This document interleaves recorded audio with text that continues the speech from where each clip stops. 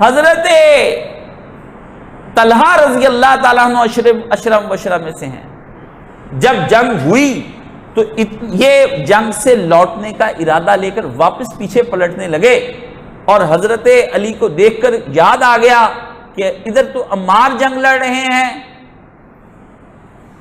عمار جنگ لڑ رہے ہیں، کیونکہ رسول اللہ نے فرمایا تھا کہ عمار تجھے ایک باغی گروہ قتل کرے گا، تو جنت کی طرف بلا رہا ہوگا، وہ تجھے دوزخ کی طرف بلا رہے ہیں.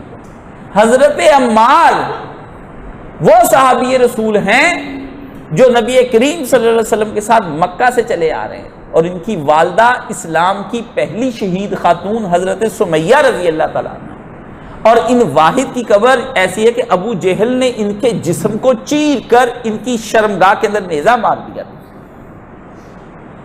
یہ وہ ماں ہے جو آج بھی ہلٹن ہوٹل کے قریب جو انڈر گراؤنڈ سڑک جاتی ہے نیچے سے گزر کے حرم کے پاس سے، اس کی دائیں طرف اوپر دیکھو گے انڈر پاس کے، تو وہاں اس ماں کی اکیلی کی قبر ہے وہاں پر، اور جنگلہ لگا ہوا ہے. کبھی زیارت کے لیے موقع ملے مکہ مکرمہ میں تو چلے جانا.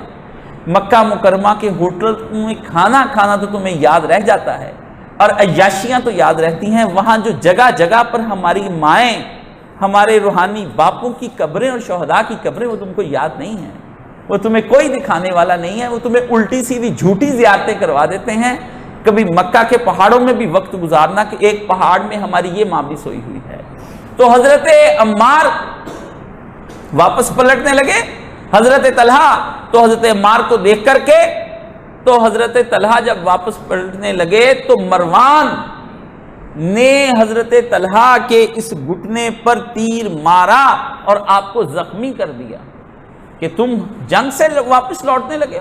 تو ان کے خون کا فوارہ چھوٹا، تو انہوں نے مرنے سے پہلے حضرت علی کے ایک فوجی کو بلایا اور کہا یہ میری بیعت لے لو، اور علی کو کہہ دینا میں تیری بیعت کے اندر دنیا سے جا رہا ہوں.